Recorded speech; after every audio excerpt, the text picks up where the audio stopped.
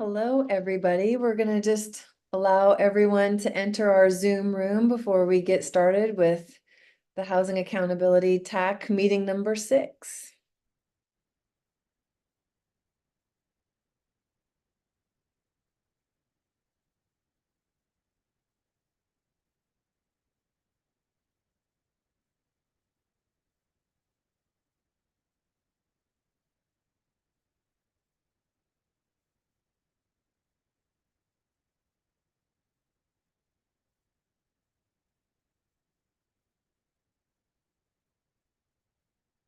How's everyone doing this afternoon? Good, how are you? Good. Before we let you all in, we were talking about the meeting to meeting runaround we're doing from Zoom room to Zoom room, but it's nice to see all your faces and land here for our meeting. And I guess we'll go ahead and get started. And um, this is kind of a big milestone meeting because there are actual draft rules to talk about. We have moved from the confusingly theoretical to the confusingly concrete, and look forward to our discussion today where we talk about the draft rules. And I think Sean and Thea and the rest of the DLCD team would want me to emphasize they are draft. We expect that they will change. We are hopeful that you will help us modify them to make them better. And so if there are things that are terribly confusing or terribly upsetting, that's great. We want to hear from you. We want to know how you think they can be fixed. There will be a couple more iterations probably, right? And at least one. And so this is a great opportunity for you all to take those theoretical discussions we've had, see how when pen went to paper, how that worked out, and the words that got put down there, and how they meet the intent of what you thought was going to happen or not. And of course, reasonable people can disagree about what the rules should be. And so if one TAC member has one approach and you think something differently, please let's hear all of the ideas about how these rules might stay the same, how they might be changed one way or another way. So the bulk of our conversation today is going to be about just that. But before we dive in, I wanted to just give a little bit of information about what's coming next. So you should have on your calendar a couple more TAC meetings already scheduled on July 30th and then again on August 20th. And so we're looking for those meetings to be more digging in, and we're going to be talking at the end of this meeting, what are some of the topics you all want to have further conversation on as we move forward. And then the RAC, of course, will also be meeting going forward. There's a meeting in August, one in September, and then as the draft rules get promulgated or published with the Secretary of State, there will be an official public notice time frame where you can continue to provide input. Our meetings are sort of TBD after that August 20th date, but we definitely we'll be seeing your faces again as we move towards finalizing by the end of the year. So today, And late breaking, sorry, yeah. this is brand new, Cadence, but we are actually thinking about canceling that August 20th meeting and combining with the RAC, or with the NAPTAC. Yeah. So joining forces with the NAPTAC to see to connect the rules all the way through as two separate TACs. And I believe, Sean, is that 8/14? I think it's on the 14th, and I think what our intent would be, and we're still working out the details, but we've definitely heard from the RAC, and we've heard from just folks that it's important that these rules kind of talk to each other and work very well, and ensuring that we're kind of doing things at the front end as well as on the back end And so the intent there is to really have a broader conversation about that nexus and that connection. And so that will be, I think, I believe on the 14th. And to accommodate that, we would cancel the meeting on the 20th. Yeah. We'll work on that and get a calendar invite out to you all ASAP. Great. And So, also, mhm. Cadence, if you don't mind, if I can maybe speak, just giving some folks some details on like where we're at in the process. So is that would that be helpful for folks? Because yeah, so today what we're going to be doing, right? We have this first draft of rules, right? They're written with the anticipation that they're not perfect. There are a lot of provisions in there that are kind of like, oh, let's throw out this idea. We know they're going to change a lot, and they're going to add provisions, remove provisions, things like that to provide clarity and make sure that they function appropriately. This first draft is kind of the thing that we're working on refining right now. We have a RAC meeting in early August that is going to be also diving into a lot of these kind of deep policy questions. Of course, we'll get into some of the technical details here in this group. But then from there, we're going to be working on kind of a version 2.0, right? Like we've heard a lot of these needs for refinements, taken these in, have worked on kind of developing a 2.0 that we develop for kind of RAC consideration in late August, kind of do additional refinements from that conversation, and then go submit it to the Secretary of State. I believe that is like October 1st, something like that, is when they would publish that on the Secretary of State's website. When that happens, that actually doesn't mean the rules are completely baked. There's still plenty to go. What it means is that the sections are baked. So we have these different rule sections that we'll be kind of diving into and talking about. Once we have that notice, those sections are baked, but you can continue to refine as we get into the LCDC conversation. And of course, we expect that to happen. It's rulemaking, right? We have a lot of process to go. So just so you keep that in mind, this is maybe a halfway point and not like we're at the home stretch or anything like that. There's a lot that we have to cover and refine. So Awesome. Thanks, Sean. So now I think unless there's questions about any of that, I'll turn it over to Thea. Awesome. Thank you, everybody. So nice to see you. And I'm realizing that I had a PowerPoint that closed down on me, so I'm going to pull that back up. And so just give me a minute, but it's really, I just want to say, it's really good to see your faces.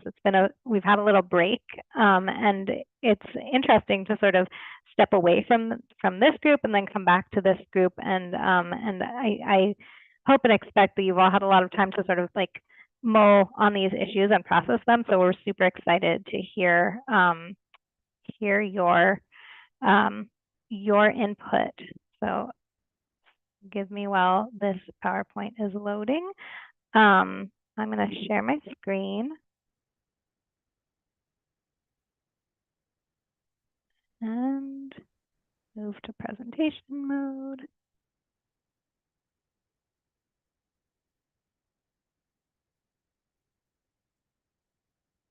All right. So, oops. Well, I don't know if I can do this and also look at notes. So I'm just going to leave it in this mode for you. there's a mode that Ethan likes where you can kind of make the slide the biggest part of the screen. It's at the bottom right there. You see that the page by page, that little icon. Okay. I see slideshow, reading view. Reading view. Yeah, Yay. that's it. Okay. Cool. Learning things. So I'm going to skip through here just to sort of reorient us about where we're at with this program, and reground us all in kind of the context of the work of the Housing Accountability TAC and the acceleration program, which again comes to us from ORS 197A.130, and essentially recognizing that there are myriad barriers to that cities face in stimulating housing production. Want to sort of remind folks that this program is an attempt at a course correction of the Goal 10 process. And the goal here is to ensure that DLCD and cities can take actions that are within their control to facilitate production affordability and choice. So this is in terms of sort of the structure. This is going to be a new subsection of the rule that's built into the Housing Production Strategy program. And the intent of the statute is clarified and codified in the principles of the statute over here on the left-hand side, essentially adding a really a much sharper focus to partnership and support and accountability.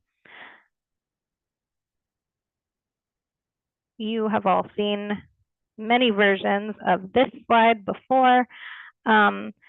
The statute outlines DLCD's obligations here, beginning with the determination of the lowest performing cities and identifying a couple of other delinquencies, referring some subset of cities into the acceleration program, leading an audit of the barriers to housing production, and then outlining an agreement with each city that goes through the audit process to address those barriers, and to coordinate with other partners to address those that aren't within the city's control.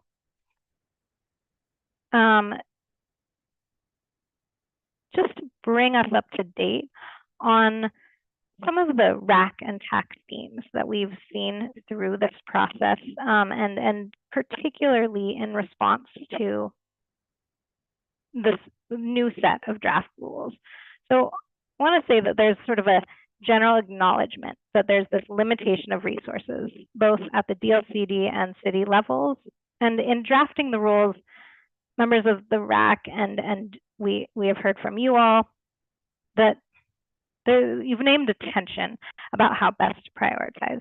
There's a lot of agreement that affordable housing and equity concerns will require a more significant investment. And there's a hope that the support and accountability structure can really reach a breadth of cities. So there's a tension there. There's also a reasonable and ongoing concern about the relationship of any new requirements and new obligations, and also the provision of funding to support those. And it's something that I think we've spent a fair amount of time talking about in this room, but absolutely deserves time and conversation and clarity if people have more questions about that. We've also heard a tension between a hope for sort of programmatic predictability and also a recognition that context matters. So these rules that we're going to dive into attempt to balance that.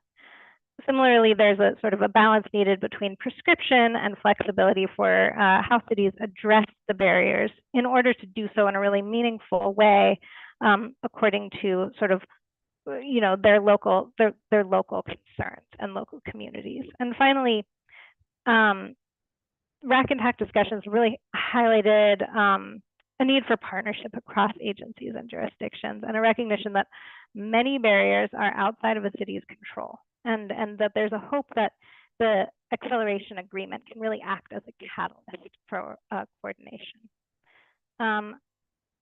Oops, there we go. I'm going to spend just a couple minutes sort of reminding us about the racial equity framework that we're using to approach our rule writing, and that we've talked about several times here as well. There's been a lot of this comes up in a lot of ways, and it's hard to sort of address this briefly. We did develop a memo that sort of talks in more depth about how staff have been considering racial equity through a variety of different lenses here. I just want to sort of pull out a few that generally the HPS program intends to address historical inequities in housing, and the acceleration program is there to ensure that that actions are taken toward equitable outcomes. The Housing Acceleration Program relies heavily on data, and one thing that we've noticed as we've tried to develop this is that there's a dearth of quality data, particularly when it comes to data around marginalized and underserved communities. So that's something that we're going to continue developing along with our partners at OHCS and our consultant partners. And finally, the accountability program really formalizes the requirement for the state and city to act in response to impediments to housing, which disproportionately impact some members of our community in marginalized and underserved populations. So I think, Sean, with that, I'm going to pass it to you. Yeah, And totally. we can start to dive into the rules. So just let me know when you want to change slides. Yeah, no, yeah, totally will. And maybe just as a point of order, Caden, so for folks on the call, during the RAC meeting, essentially what our goal was to, present these rules at a high level to kind of get a preliminary understanding, obviously, of like questions that folks have, but also to like start identifying like those areas that people want to talk about. And we want to do the same here, but maybe in a little bit kind of more in-depth and technical overview. So like rather than me just spending like 10, 20 minutes giving you the high level, I'll kind of spend a little bit more time going into detail and like some of the details of the rules. Um, and as a question, and this is kind of a question for Cadence, should we approach this where we like go slide by slide? Like I'm going to be going along in these sections for these individual sections of rules. Should we kind of like pause for like maybe some preliminary questions as we go through for clarifying and then hold space at the end to kind of discuss like, oh, these are the areas where we think refinement's going to be great, for these particular sections of rules. Like, how do we want to approach that? I just want to make sure that that's Sean, I think what I would encourage us to do is just to let you actually get through the description of all of the rules, and Mhm. folks on the TAC, if you have specific questions about different provisions, if you can just take notes about where your questions for clarification are. I think that would be helpful, because I fear that if we stop for It's questions, true. we'll also get a lot of comments and we might get sidetracked and derailed and not actually get through a description of the rules in their entirety. And I'd like to give you that chance so that we have a more informed conversation about what's happening. Gotcha. Yeah. And then, okay, cool. So we'll do that. And one of the things that, you might have seen an email from me, look, I think it was like 2 weeks ago when we first published the draft rules. We provided a series of materials, including obviously like a plain language memo describing the rules, as well as this matrix.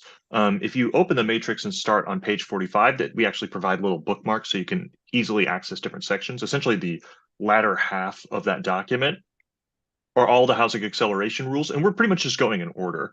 And we did something a little bit different this rulemaking, where rather than just dropping like a big bunch of rule text on you, we also wanted to describe like, well, here's what the rules intended to, like its intended functionality, and like here DLCD staff policy notes, like what we're thinking, so that way you guys don't have to worry or guess about like, or guess or try to understand or infer what our intent is behind the language that's written. And our hope is that this provides maybe a little bit more of a clear understanding of like what we're thinking, what we're intending, and then we can have informed discussions around that, and like, oh, we need to make these refinements to achieve this objective, or I think we should pursue a different objective, whatever those things end up being. So that's something that we're doing that's a little bit different, and you can follow along as we're going through. But I'll be kind of walking through this just section by section as we get into it. If we start at page 45 on the matrix, we have a purpose statement.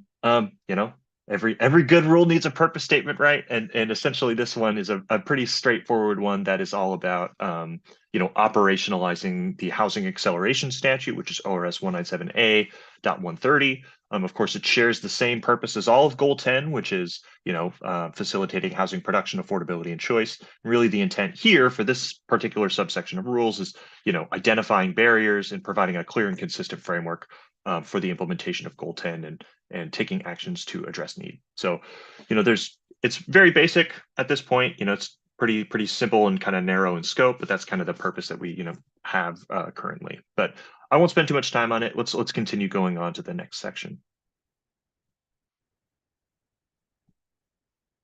All right. Oh, did we skip there should be a slide before we get to performance-based referrals. Okay, great.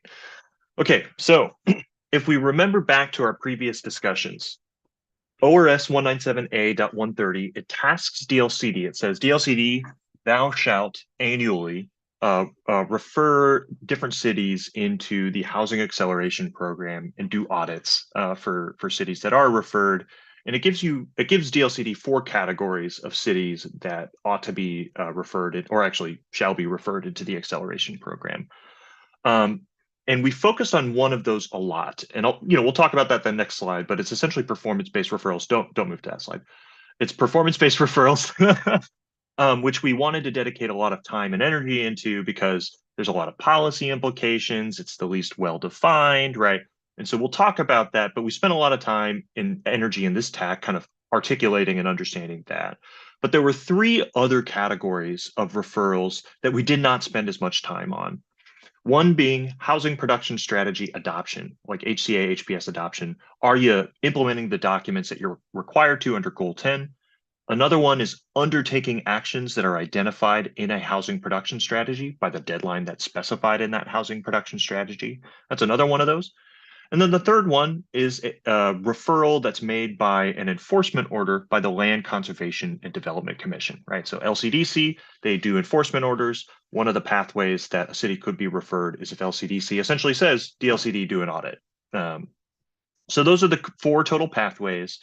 And the reason we didn't spend as much time on these is because they're generally more straightforward. When it comes to HPS adoption and HPS actions, we actually have existing rules that kind of speak to these. And really the kind of main thing that we focused on doing here was just kind of taking those concepts that we developed in a previous rulemaking process and kind of applying the housing acceleration, program and process to those rules, and essentially utilizing kind of the same policy, but incorporating this new requirement for referral into the housing acceleration program. Of course, obviously, these aren't written in stone. We just didn't want to dedicate, all this time and resources to it in the initial conversations, recognizing we kind of had bigger fish to fry. But again, we can talk about maybe some of the details here.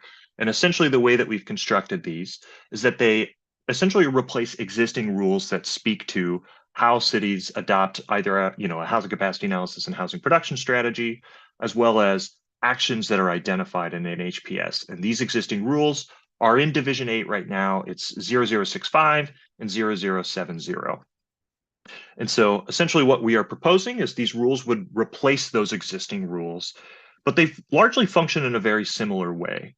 And so I'll start by kind of describing the HPS adoption. This one's pretty straightforward. Essentially, the way the rule's constructed now is, we have these kind of series of escalating tools for HPS adoption, kind of starting with support, agreement, that type of thing, voluntary agreements, and then moving more into kind of like enforcement-oriented tools.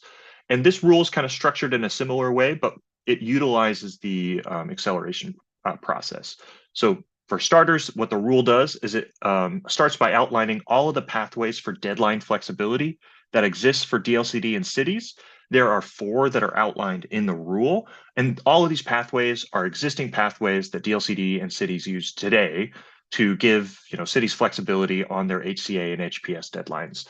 There's the 4 essentially are one is enabling a city to kind of take their housing capacity analysis deadline and just make it the same as their HPS deadline, kind of pushes that deadline back a year. That's something that cities already do. The second one is requesting that DLCD recommend to LCDC to change the schedule. That's also something that happens. We actually did it earlier this year to push back a lot of deadlines. The third one is the sequential UGB process. Sometimes when a city adopts an HCA, they need more time to get the UGB component under control. And we have a existing rule on that kind of enables deadline flexibility. And then the last one, this is also existing provision of rule. If a city's like, wow, we are, this really snuck up on us, we haven't had the capacity, or maybe we had staff turnover, they can enter into a voluntary agreement with DLCD. We figure out, the resources that are needed, the timelines that are needed. We enter into an IGA. The only real change here is we put a time frame on it of 90 days to enter that agreement. So that way it was clear, how much time do we actually have to enter this agreement, right? To really provide parameters around there. But essentially, with this adoption, if we don't take any of those options and we don't implement, our kind of Goal 10 documents, that results in kind of a referral into the housing acceleration program. But that kind of audit and acceleration agreement that come out of there is really focused on, well, why didn't you adopt your housing capacity analysis and housing production strategy? Is there, staff shortage or capacity? Is there maybe a council that doesn't like the findings of the HCA that you have, so it hasn't been adopted yet? Essentially just to figure out why isn't this adopted, and then to enter an agreement to ensure that we have Goal 10 compliance in the adoption of those, right? So pretty straightforward rule, pretty narrowly focused on HPS adoption.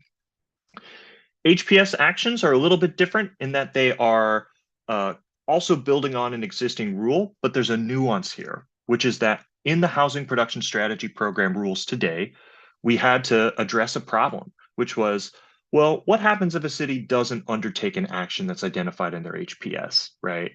And there were kind of, some conversation that happened on here, but the major concern that kind of came out is, well, we want to incentivize cities to be proactive and to be, ambitious about the housing production strategies they adopt, right? And if you say, hey, if you don't implement a particular action, DLCD is going to follow up with enforcement actions on you, that has a tendency to have a chilling effect, right? Cities would choose very few strategies, right, to know the ones that they can for sure do before the deadline, right?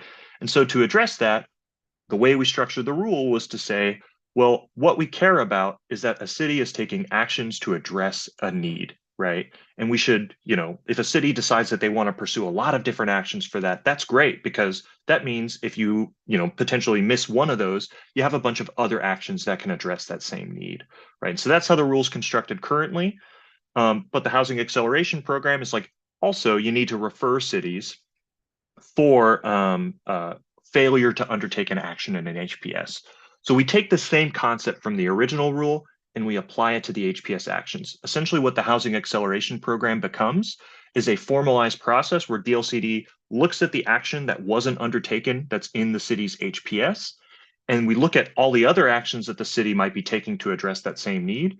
And what we're really trying to decide in this process is whether or not that need is being addressed via actions by the city, or is there a need for kind of alternatives in lieu of the action that was failed, not undertaken, right?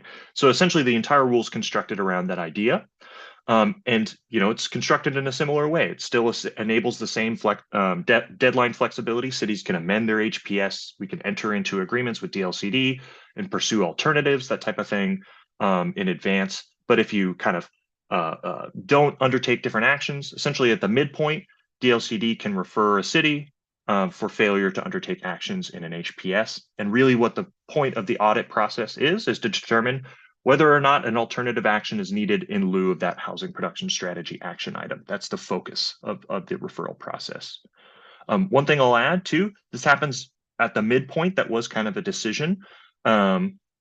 And so one of the things that we also write in there is that if we're also doing a performance-based referral, we consolidate these two processes into one audit. So that way a city doesn't have to deal with these kind of two concurrent audits happening at the same time.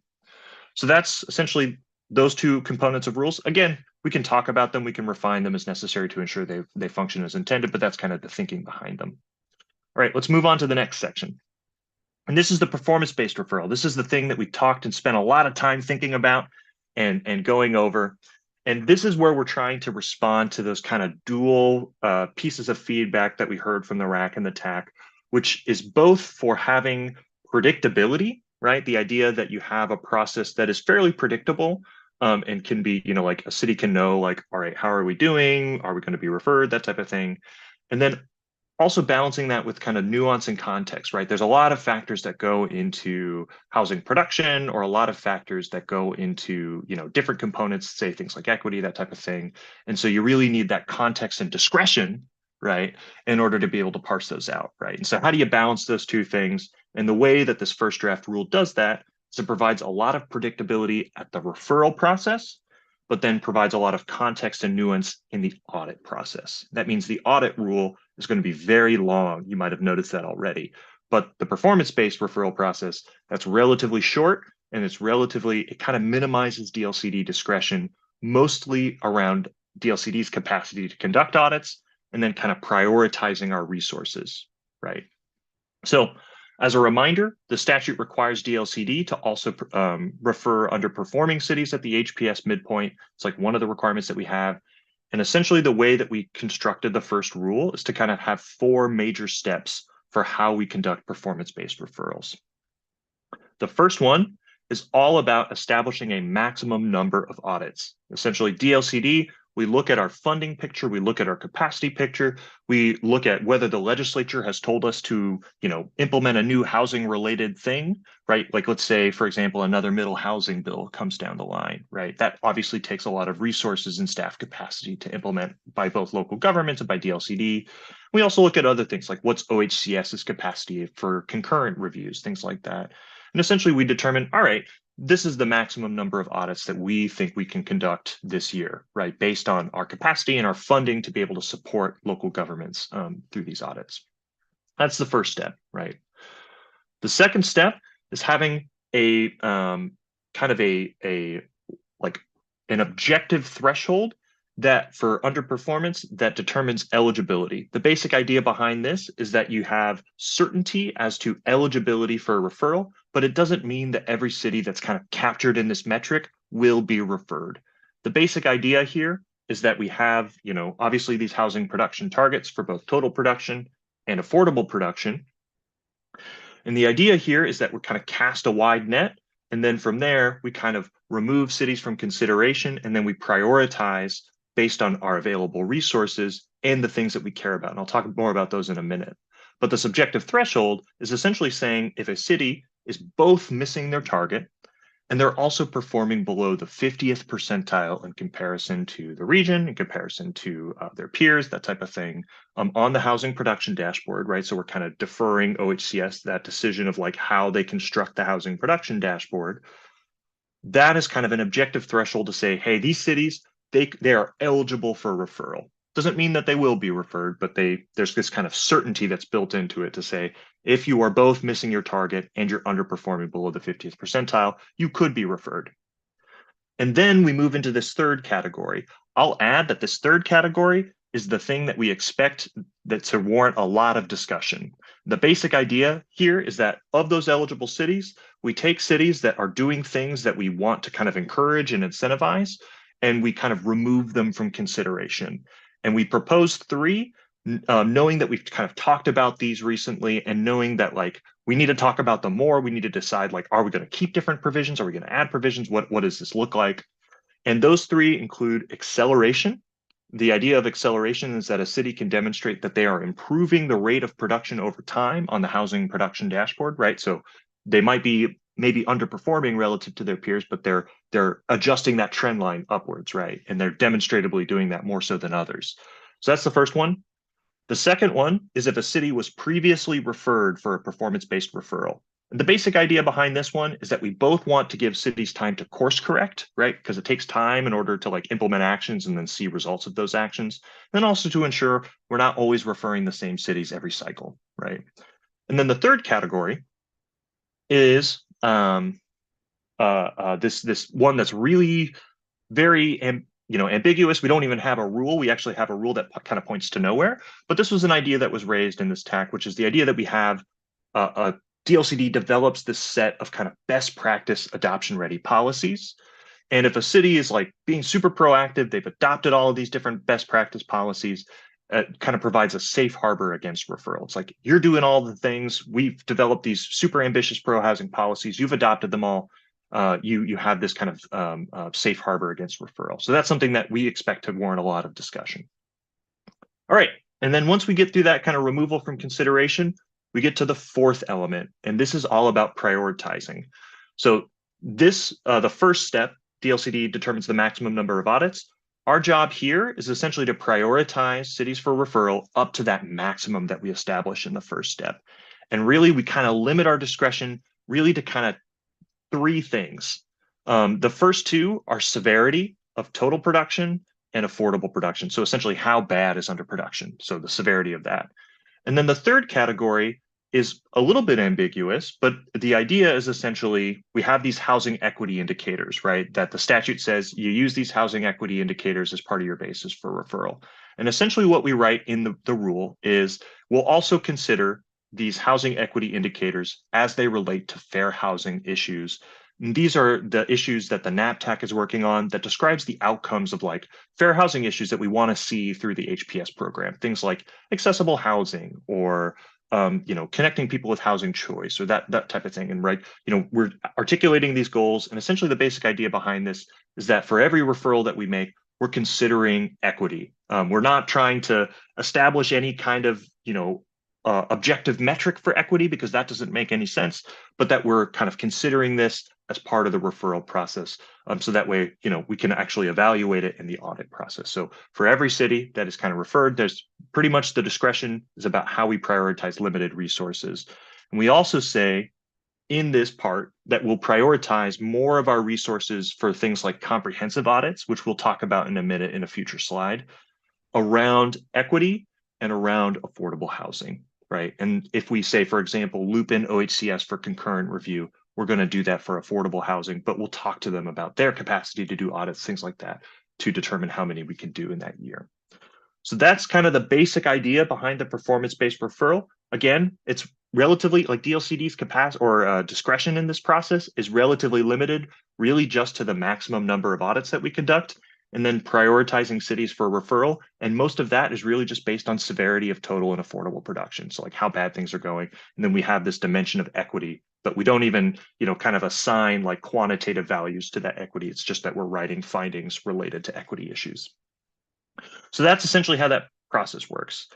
Again, just in line with Cadence's piece, we'll save your questions for the end. We'll get into it, but let's move on to the next slide so we can start talking about the audit.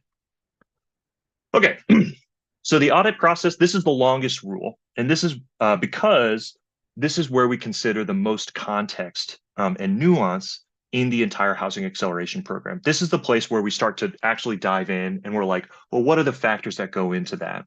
And that makes this rule very long for a couple of reasons. One is that we have to establish like procedural parameters around how the audit process works. We have 6 months and there's this requirement for public comment. So like, how is that structured? And then the second reason it's super long is because we have a lot of lists of like, here's all the information that we'll consider. Here's the inputs that we're going to have. And here's all the, maybe engagement that we can do. Here's all the different stakeholders that could be invited to that, things like that. And then we also have outputs. It's like, here's the published audit. It's going to be, this, and this, and it's going to have all these considerations and information that's provided. So it's really contextual, right? And so I think maybe for the sake of time, I'm not going to like dive into the details of like all those lists and all those parameters. I do want to talk a little bit about the process for the audit process or for the audit. And let me get to that section really fast. Sorry. All right. So let's start with the process. So I mentioned that the statute requires DLCD to essentially conduct an audit within 6 months, and we have to publish essentially an audit of all the barriers that exist in a particular community that we identify, and to kind of give different considerations of different factors that go into that. And so essentially what this rule is intended to do is to set out what that process looks like. And it starts with a fact-finding period. That fact-finding period, essentially the way it kicks off is at the beginning of the referral process. On July 1st, we issue notice of referral to all of the cities that are referred to the Housing Acceleration Program. And then from there, once they receive that notice, there's essentially a 45-day period where we're asking for all of this information. The statute requires us to consider a lot of different things, everything from like, what's your development code say, to what is in your housing production strategy, to what is the record for your housing production strategy, what are the fees that you leverage. And of course, we've also had other conversations here too, like what is the city's capacity and funding information, right? So we need to have all this information in order to like understand and get a sense of what barriers could possibly exist at the local level. So it opens with a 45-day period where we kind of request that information from the city as available and as it relates to the basis for referral. And of course, where they don't have this information, DLCD will make use of the best available public information that we have access to, right? And of course, we can consider a lot of different things in the audit process, and we kind of specify that in the rule.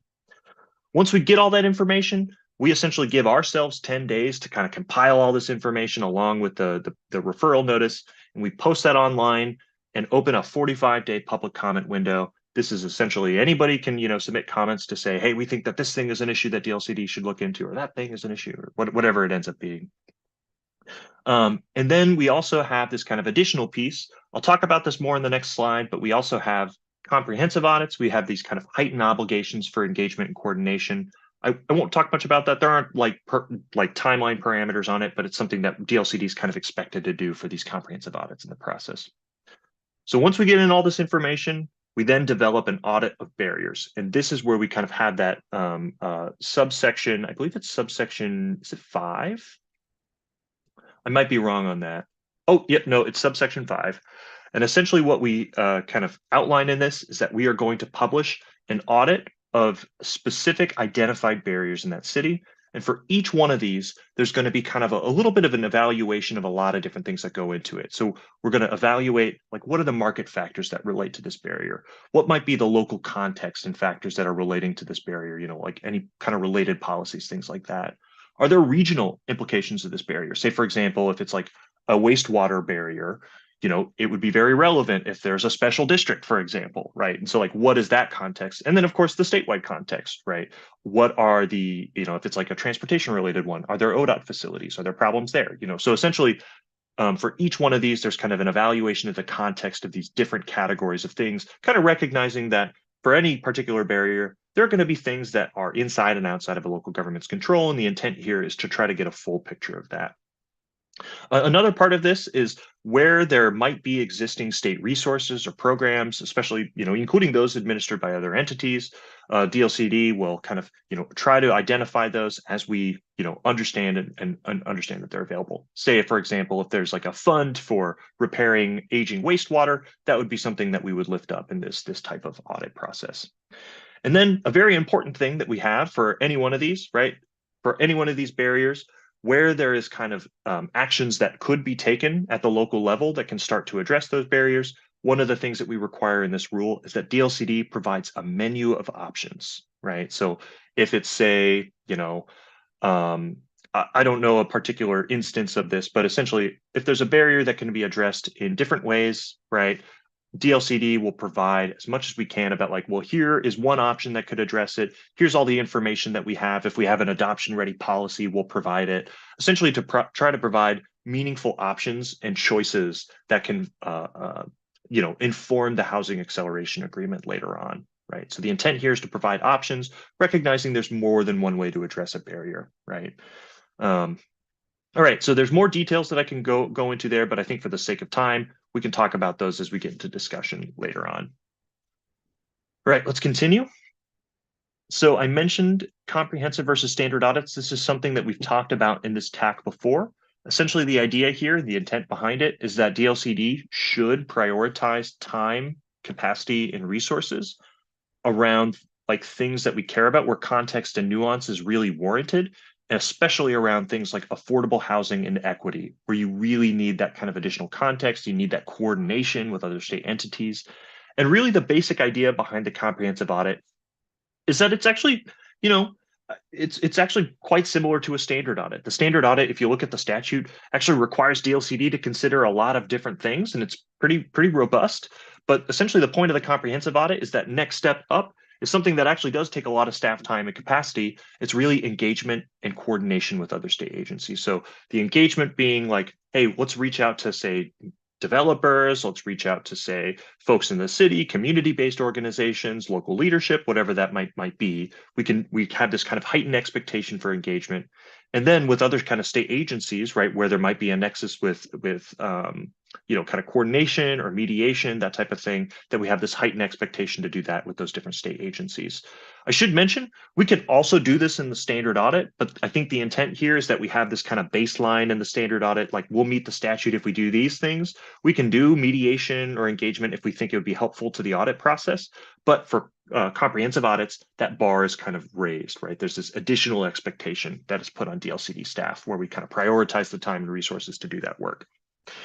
But with that said, the standard audit still does kind of provide these pieces like, you know, ability for public comment. And of course, the entire scope of a standard audit meets the basic statutory requirements that are outlined in ORS 197A.130, including all the considerations that it asks us to provide. So it is still pretty robust. And then I'll notice at the bottom of the pyramid here, this is where we have the HPS midpoint review. This is all cities, right? All cities kind of check in at the midpoint. And right, we have that kind of referral process for undertaking actions. If a city doesn't undertake an action, we do kind of a narrow audit that is really just focused on what actions, you know, didn't you take? What else is the city doing? And do we need alternatives in lieu of that action or those actions, right? So that's for every city. All right, let's move on. This is a very important piece of the audit process. And this is something that I would expect that we are going to need to talk about a lot. And this is about a part of the statute which requires DLCD to make a decision. I believe the subsections are 7 and 8. I could be wrong about that, but essentially it requires DLCD to make a determination. And that affects what pathway the city is on for a particular kind of action or barrier. Essentially, if we kind of determine that a policy or a barrier is essentially a consequence of policies or practices that are directly within the city's control, that city has kind of these expedited and heightened review timelines. Like they have to, amend an HPS within 6 months of their housing acceleration agreement. They have to implement actions within 1 year. And there's kind of this broad range of actions that are on the table that they can be required to implement, right? So it's a pretty expedited and pretty significant track, right?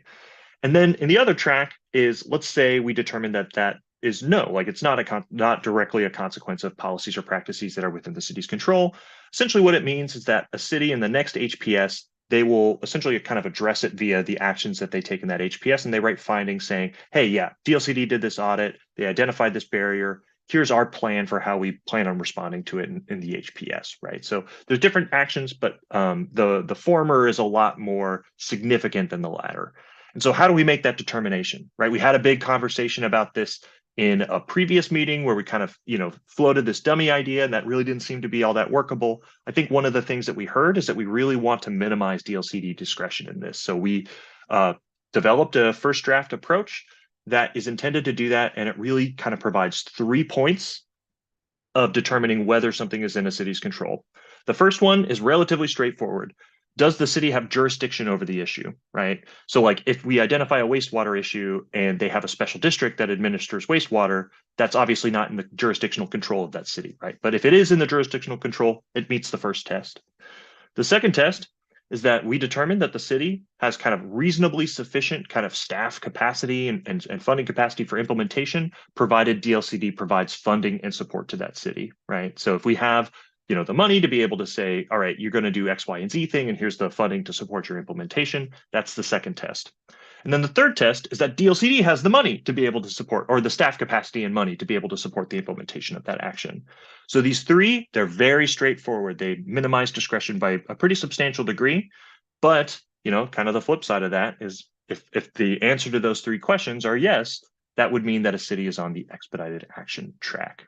Right. So that's something to keep in mind. That was, something that we worked through in conversation. We expect this to be a big point of refinement and discussion in this conversation here.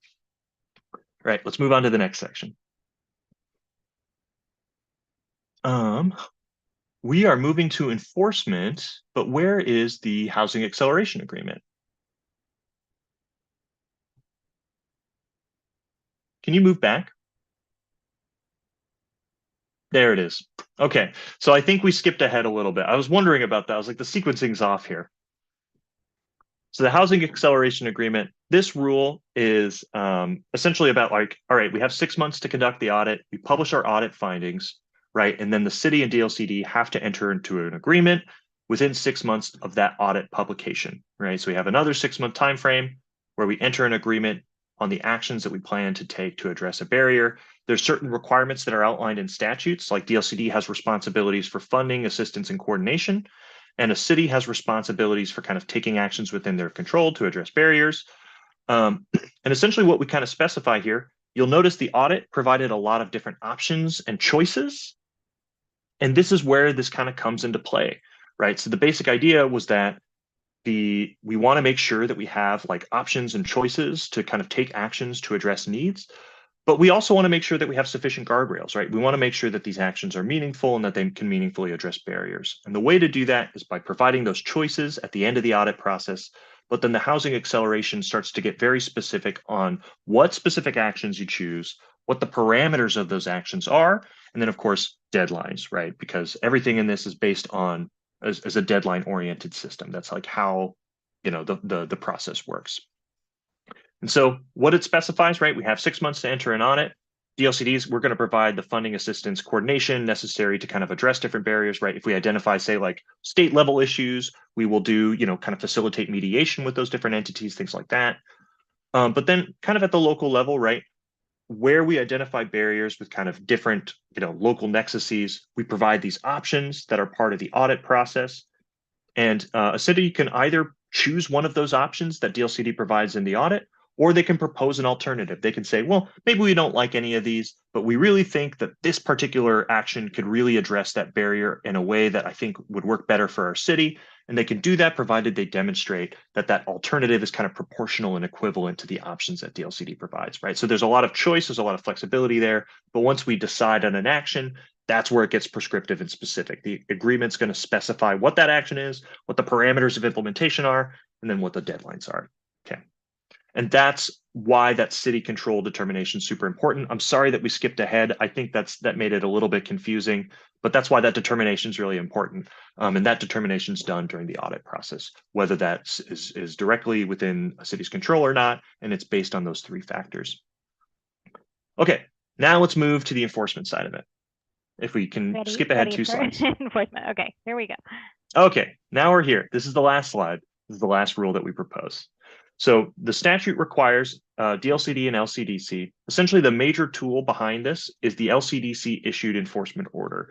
And LCDC is required to issue an enforcement order essentially for kind of failure to enter into a housing acceleration agreement or failure to abide the terms of a housing acceleration agreement. And so what this process is this essentially saying, all right, well, we understand we have this responsibility to kind of utilize the enforcement order, but we want to provide kind of this off ramp to really encourage taking action before we have to get to kind of any enforcement proceedings. And so what this rule does is it kind of specifies a process when there's kind of a delinquency, when a housing acceleration agreement is not adopted or undertaken, or when the terms are broken, right? Like you miss a deadline or you don't implement an action, something like that. What starts is DLCD. Once that deadline is missed, DLCD issues a notice of delinquency to the city. As part of that, they kind of specify like, here's the requirement, here's essentially what the city hasn't done, here's how the city could remedy that, essentially to be able to fix that. And then of course, it also provides an offer for mediation, like formal mediation with the LCD, right? So we can essentially talk to us, we can work something out. And what it enables is a city pretty much has kind of 30 days from there to enter mediation with the LCD, or they have 90 days to remedy the problem. Maybe it's like, oh, you just need to adopt your HPS. So they have 90 days, something like that. But that kind of off ramp, right, it has deadlines, right? It has essentially 90 days to kind of take action by the city. And if that, no action is taken, essentially what the kind of final consequence is that DLCD will kind of initiate an LCDC issued enforcement order for kind of failure to enter or abide the terms of a housing acceleration agreement. So it's the kind of that last step. That's something that we hope to be kind of very rare and hope to be, there's a lot of steps before this that kind of lead to taking actions to address need. And this would be kind of like a tool of last resort, but it kind of provides a process there that's both certain and also really seeks to provide an off ramp for folks. So this is something that's actually not required in the statute, but it's something that we think is pretty important because, we don't really like LCDC issued enforcement orders. They take a lot of time and money, and we prefer, rather than spending time on fighting, to be implementing actions to address housing need. So that's really the intent behind this provision. So with that was a lot of information. Of course, I know there's even more detail in the matrix that I'm sure you guys have been digging into. But I figured with that, maybe we could, break for a minute, see if there's questions. Cadence, I'll hand it back to you to help us kind of facilitate that. Okay, everybody take a deep breath. That was a lot. My brain, I've been reading these rules for the last couple of weeks, and that whirlwind overview was a lot. But thank you, Sean, for your work. So I think now it'll be time for questions. Samuel, I'll get to you in a sec. Questions, things that are confusing, if you want points of clarification. We also want to know if there were parts that resonated with you that you appreciate having in the rules, of course. Also very important for you to provide insight into those parts that are not working or have unintended consequences that we need to avoid. And then what other options do you think need to be included, if any? And then I'm sure many of you are thinking about this with the implementer hat on. So where do you see hitches in our collective giddy up as we try and actually do this going forward? I'm very much interested in those pieces, of course. And then last but not least, talking about some of the equitable outcomes that we are trying to have the statute and the rules affect. Are there any hindrances in the current proposed rules to those equitable outcomes? Are there other things that could be prioritized so that we have more equitable outcomes, always using that equity framework and lens to inform the process that we're going through, and your comments? Okay, great. We've got a queue of folks with their hands up. We'll start with Sam. Okay, well, thank you for the presentation. My first question, at least, is actually not about the performance-based reasons for why a city would be referred, but the specifically the failure to implement strategies in a lot of the HPSs that I've already read. That, you know, a lot of the strategies proposed are quote unquote low impact. So what are kind of the threshold of like, this is serious enough that you do get referred, or this is something that we could work out an alternative or something like that. Like with that kind of automatic referral, what are you looking at there? Yeah, so this is where I think that distinction of clear referral process, but this like contextual audit process really comes into play. So like, let's say you have maybe a strategy that is like, we'll produce a summary document of like our ADU process for folks. You know, it's like a very low impact strategy, but it's one that could be, actually, I've seen it in housing production strategies, right?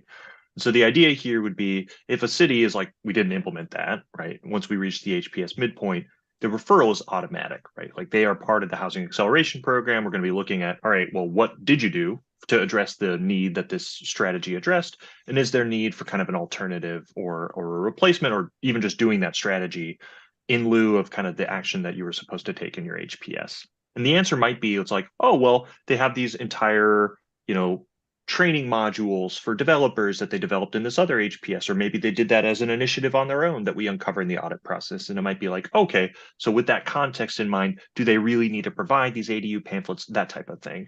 So that's really kind of the distinction that happens there. The actual actions that are in the HPS that are identified, those are concrete, but once we get into the audit process, that's where we introduce that discretion.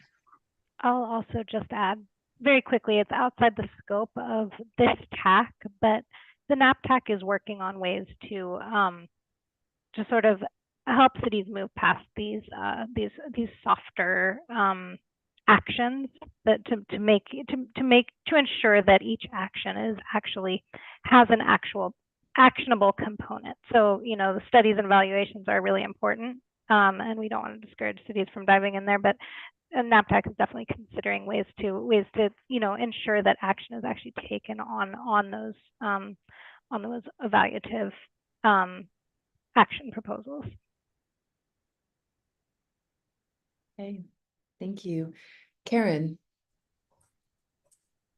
So my questions or thoughts have to do around, are focused right now on the determination when DLCD determines which jurisdictions to audit. Okay. And so it's my understanding that is really based on, first and foremost, the capacity that DLCD has. But I think, and then there's these different factors, right? The 4 different factors. It seems that it may be helpful to have like similar to there is on the schedule, different jurisdictions have like, and the jurisdictions will submit these by December, you know, of the year that they're on the schedule. To know that DLCD is going to make kind of release the list of audits, you know, in June of each year, right? Because each year they have to determine how many they will do and, you know, balance all these different things. And right now I didn't necessarily hear that there'll be sort of like, okay, there's this point and these are the jurisdictions that are going to be audited, right? And that the jurisdictions would know, you know, to be aware of that June date. So that's. Yeah. So right now, the way the rule's constructed is that date is July 1st. Okay. It kicks off with a notice to the referred jurisdictions. Of course, if there's a need to kind of like readjust that or you know, like whatever that needs to be, we can talk through that. Okay. So that is in the rule that basically, you know, all the jurisdictions that will be. Okay. That's helpful. And then the other thing that wasn't necessarily clear to me is that are these various possibilities all lined up with when a jurisdiction would need to submit its midpoint report, right? So I know there's different pathways, right? And so, and let's say if underperformance, right, is really reliant upon the midpoint report, right?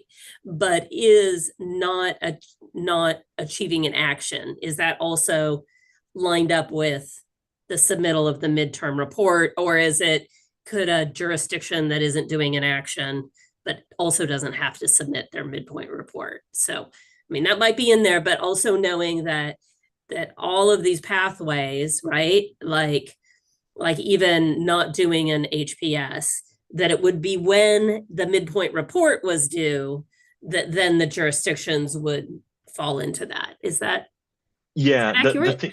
yeah, you need some lead time between those things, right? Because once you submit a midpoint report, we have to like understand like, well, what is in there? Are Yeah. these reports complete? Which one, what are the actions that have been taken or not taken? So that takes some time. So the way the timeline works out is that the deadline for the midpoint report for cities is at the end of the year. So then between that, we provide kind of the 6-month window where essentially DLCD's job is like, all right, what are all these different midpoint reports, all the cities that are on the midpoint cycle, look at the housing production dashboard, look at all these different things, do that entire process to get to the point of referral that is published on July 1st. Okay, great. So all 4 pathways are determined, are under the midpoint report or kicked off or considered. Yeah.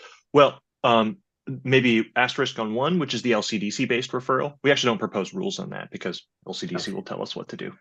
Also, Sean, you're not going to wait till midpoint for a housing production strategy not being executed, right? It would be the July after the December 31st deadline. Yep. Okay.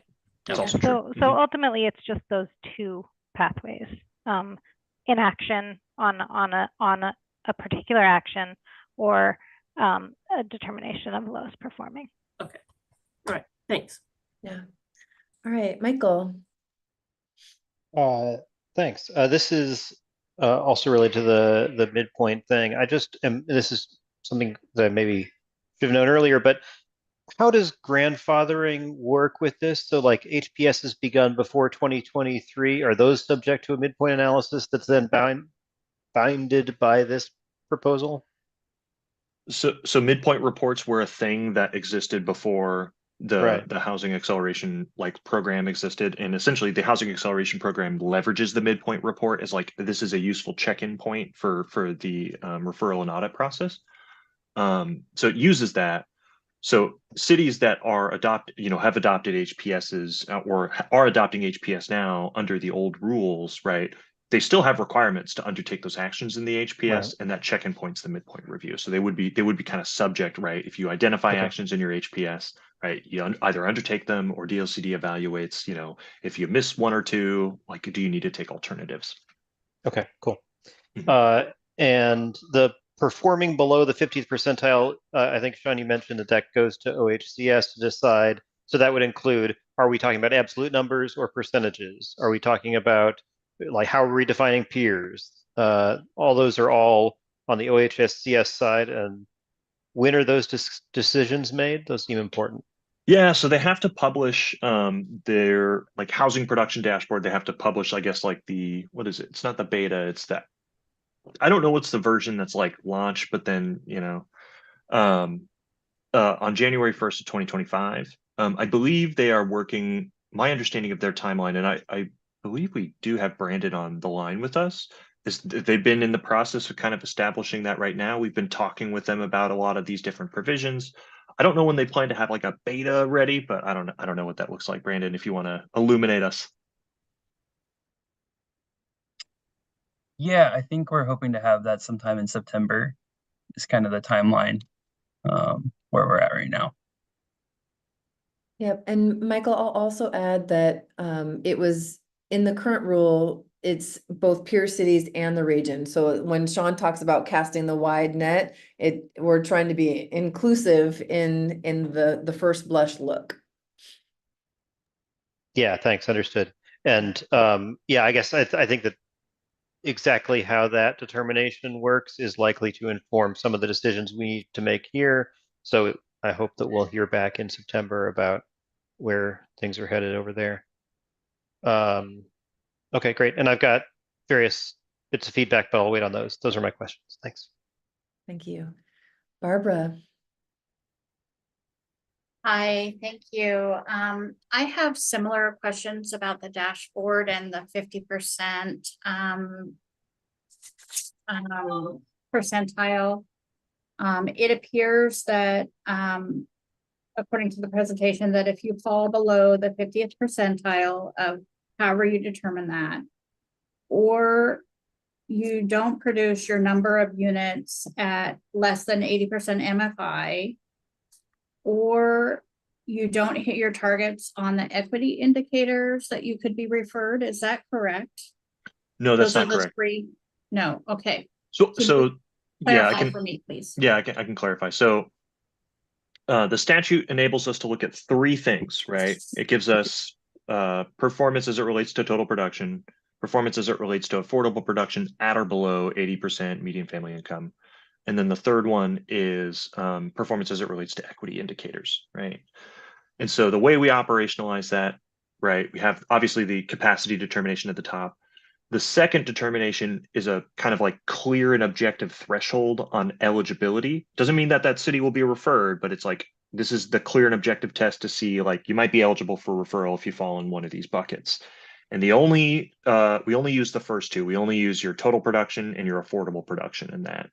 And really what we're looking at is to determine both whether you're A, missing your target as it relates to one of those two, and B, that you're performing below the 50th percentile in comparison to the region or market peers. And so if you fall in one of those kind of objective buckets that OHCS will be producing as part of the dashboard, means you're eligible. Doesn't mean you will be referred, right? Because then we have to get to the next steps, which is like removing some cities for consideration, and then also prioritizing mostly around kind of who's doing the worst around underproduction.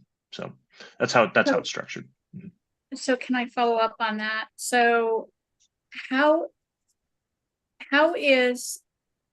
are these two measured? That's based on the dashboard, right? Mhm.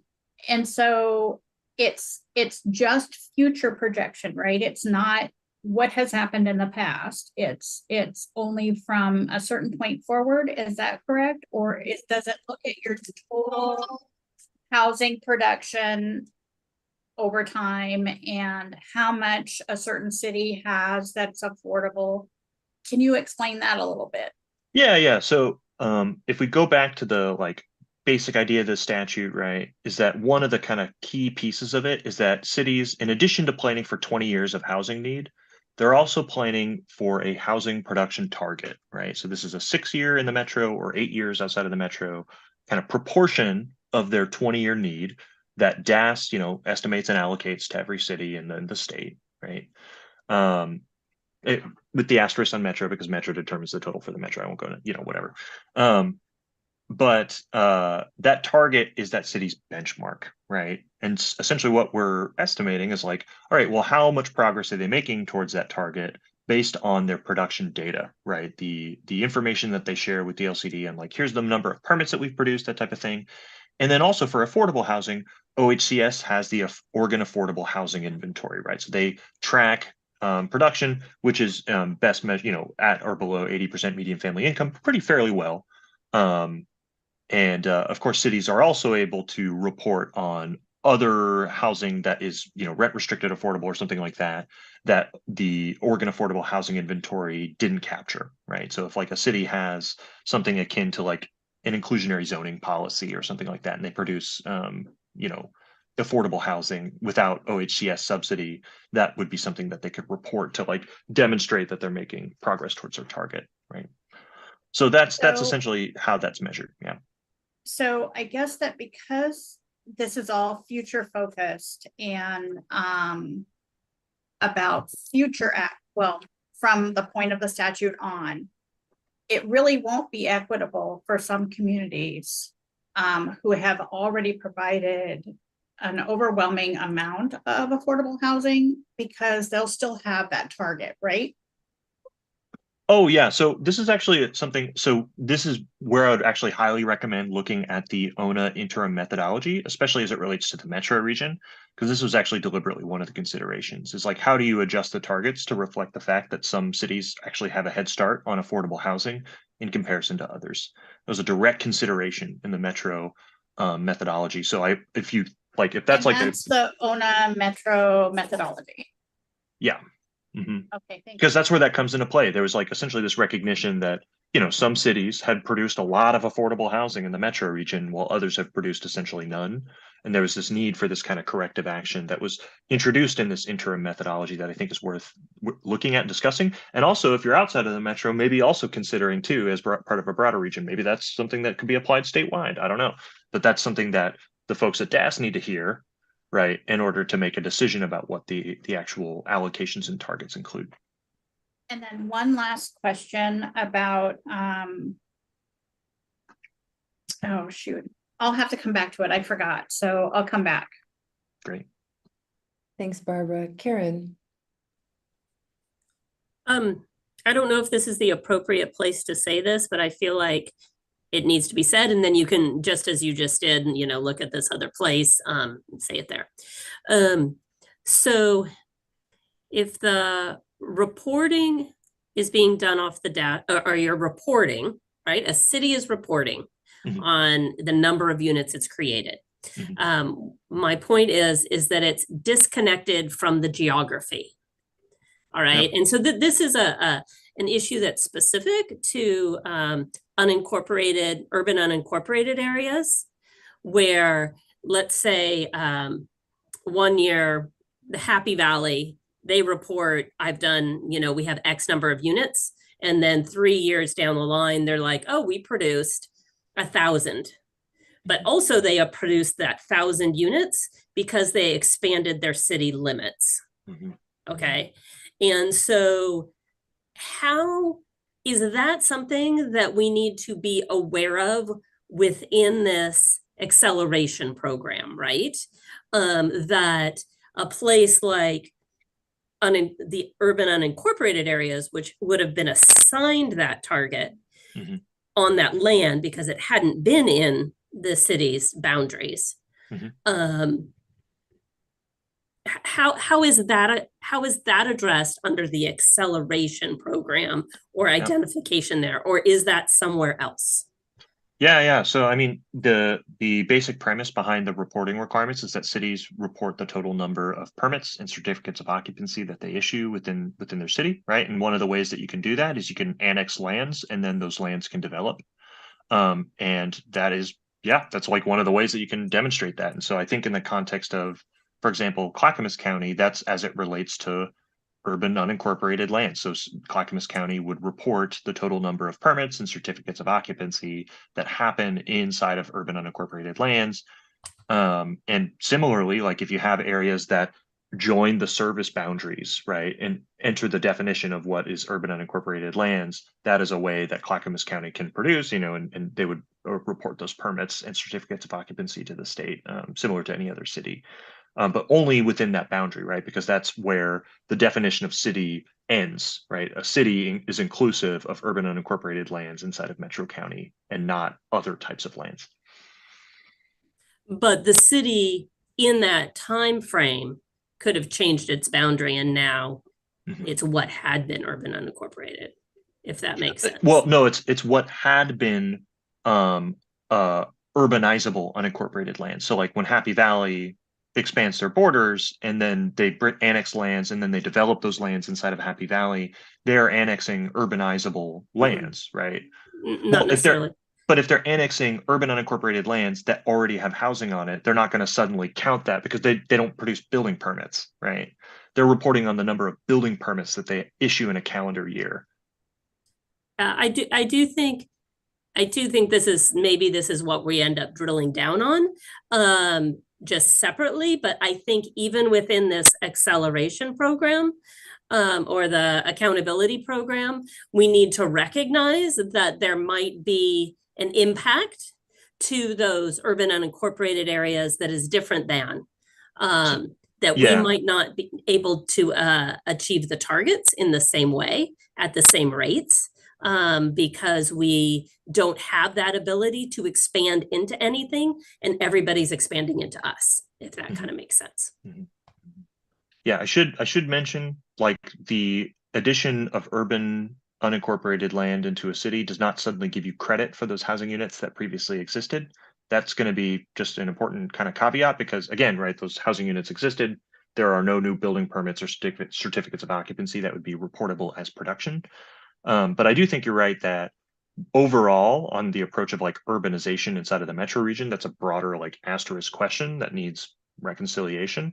I would say in the housing acceleration program, you know, like part of this is saying that like we are going to be tracking and evaluating production and looking at the factors that are within and outside of a city's control. Some of those are going to be the fact that like some cities or urban unincorporated areas are landlocked, right? That's a factor that is outside of a city's control for sure. And I think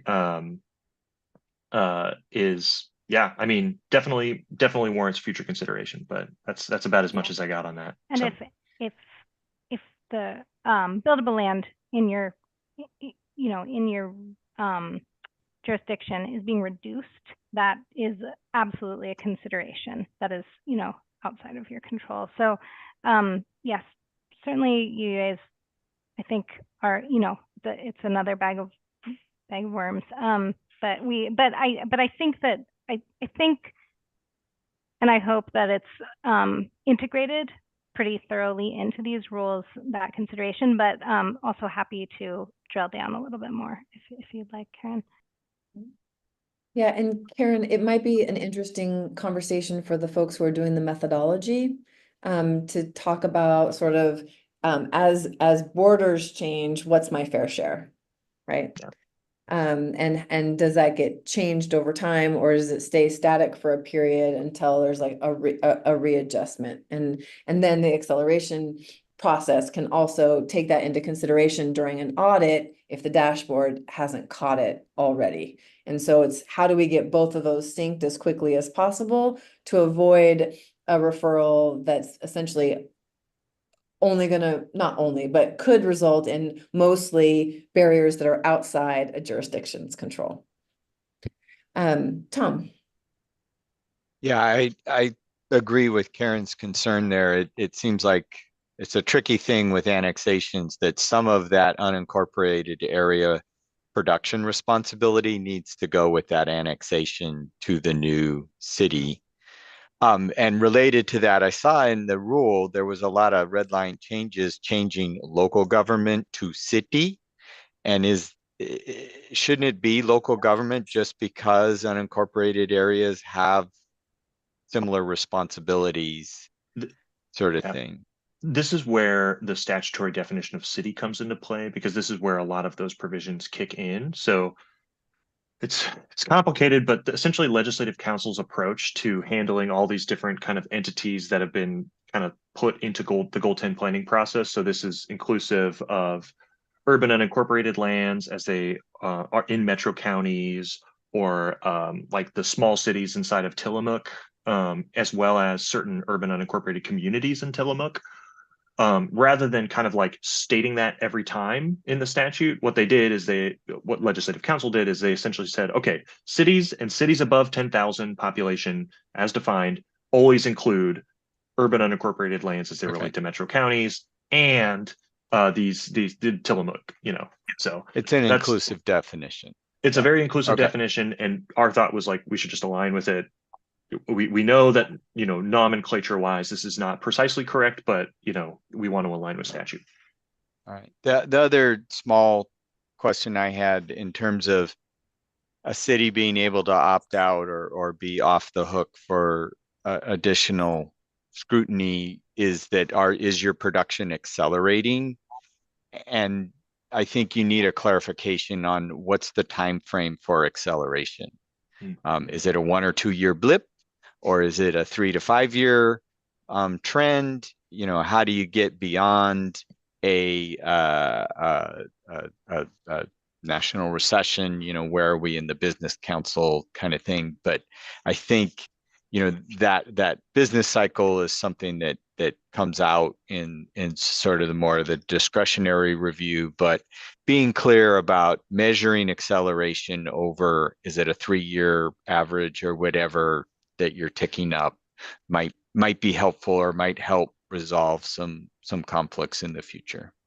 Yeah, that's a good point.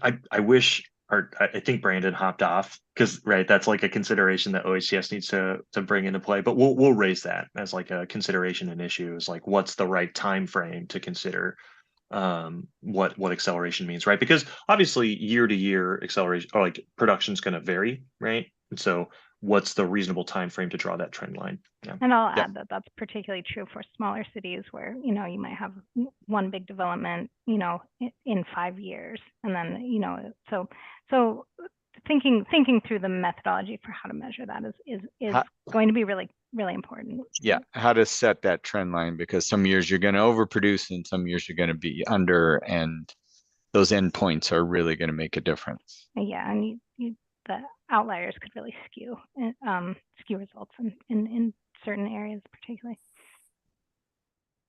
All right, thank you. Gust. Thank you. Thanks, Sean, for the detail on all this.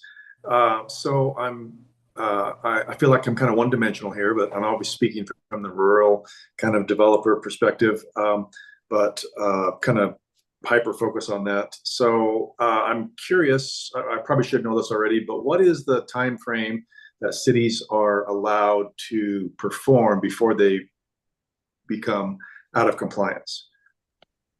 Yeah. So it's a good question. So the HPS program, like essentially this is the program by which, cities plan for housing, that like these are the actions that we want to take. This is all that kind of stuff.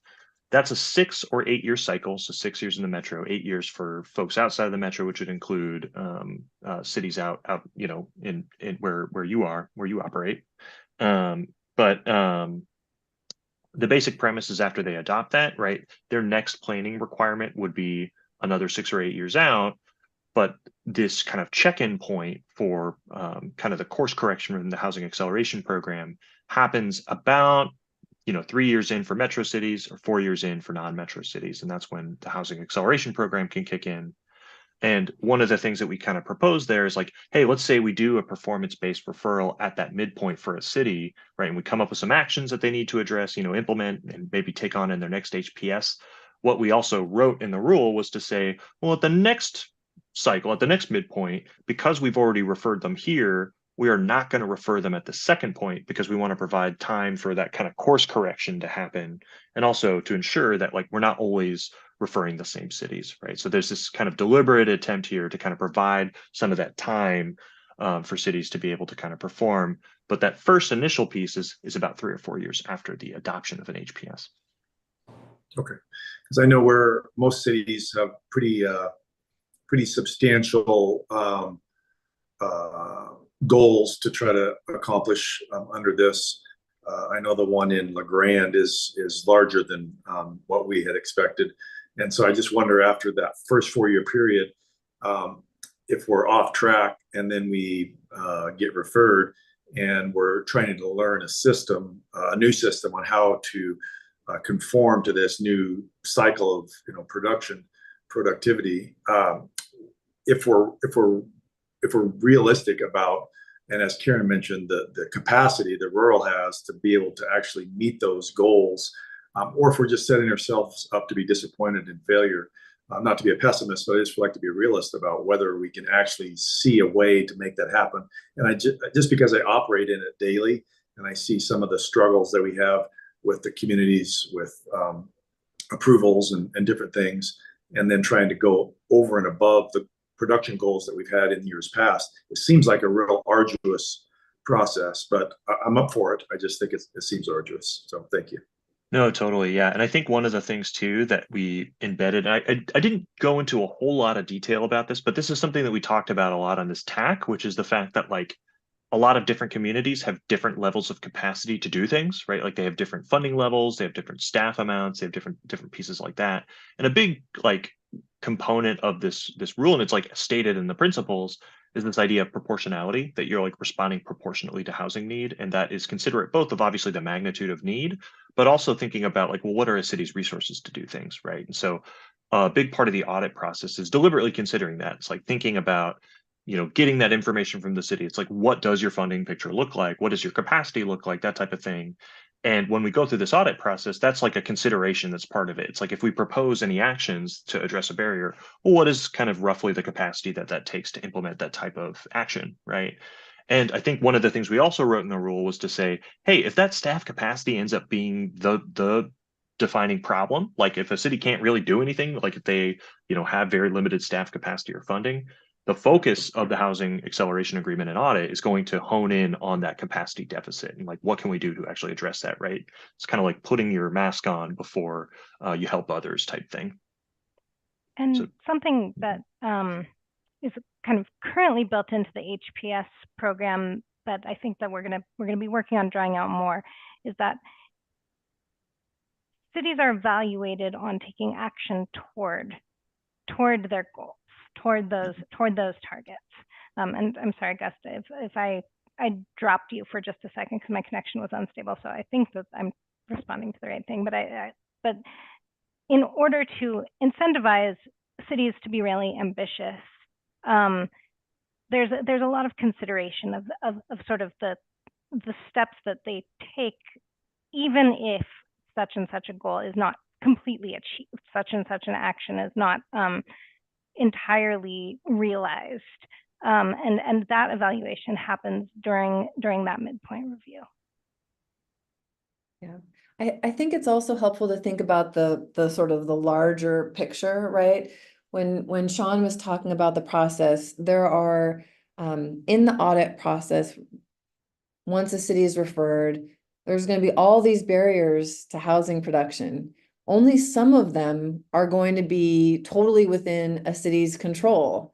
Many of them are going to be partly, mostly, or entirely due to factors outside a city's control. And so you can envision a time when a city has done all the things that it is able to do under the current resource allocation, the current market conditions, right? And then we're going to need to bring additional players to the table, right? What is the role of the state of Oregon? What is the role of the federal government? What is the role of lenders and others, right? Hopefully we'll be having those conversations all along the way. But the idea is to make sure that all the parties understand what is causing the difficulty in producing housing, and that cities, as part of this accountability system, are doing their part. And so it is hard to imagine that all cities are going to be able to meet all their production targets on their own in the current system that we've got, but that this accountability process will start to highlight different places where more resources, more capacity, other system changes can be made so that we can get to the target, so that the residents of Oregon can have a place to live. Karen. So I don't mean to dominate the conversation, but I did have a comment related to capacity. We were just talking about, the capacity perhaps of an organization. Even DLCD has capacity limits on how much they could do. And so similar to how there's often funding to jurisdictions to do the housing production strategies or the housing capacity analysis, there should be an avenue of being able to have funding to the jurisdictions who have to do the reports for the audits and be engaged in that process, because jurisdictions may not have a physical capacity, or it's going to impact them, their staffing ability and whatnot. So that's one thing I think about is if you guys can be articulating how there could be something there to address that additional work that would be needed by local jurisdictions. I think that would be helpful. And then I also think about the fact that for those going into these audits, it is going to take that 2 years of time, right? And then they're going to have to turn around again and do their housing capacity their HPS and HCA. And whether or not there's and I haven't formed a complete thought on this and whether it's good or bad, but whether or not there would be a reason that they would get additional time to do their next housing capacity stuff, HPS stuff, if that deadline would push out. Just because I'm just thinking for those that are put into the audit, they're going to be like continually in this state of being distracted from what they normally would be doing, is what I think about. So I don't know how to address that. That could be an alternative approach, because like what we proposed in the first draft rule was, all right, you know, if you're in it the first cycle, you wouldn't be in it the second cycle, right? To kind of recognize that time for course correction. This could be an alternative where it's like, oh, rather than that, we provide this time to respond to this audit, maybe extend the deadline for the next HCA and HPS, and then it just restarts de novo. That could be an alternative approach to that. So that's one thing to note, and that might be a good idea. On the funding question, I should add, you know, on the like reporting requirements specifically, that is something that did come from the legislature. They added these reporting requirements. I believe they started in 2017. And the housing production dashboard is essentially kind of like the first kind of formal systematic use of these numbers for like an actual purpose. I will add the legislature didn't appropriate funding with that. And so if you think it should happen, I would have, definitely advocate writing your legislator and saying, hey, we want money to do this. I will add that we as staff in designing this reporting requirement, we did design it to be, relatively straightforward to complete by kind of a planner with access to building permits, things like that. We tried to really emphasize making this relatively easy and even changing it to kind of remove or reduce some of the reporting requirements for cities, like taking affordable housing and saying like, oh, well, OHCS has this data, so let's just have OHCS do it.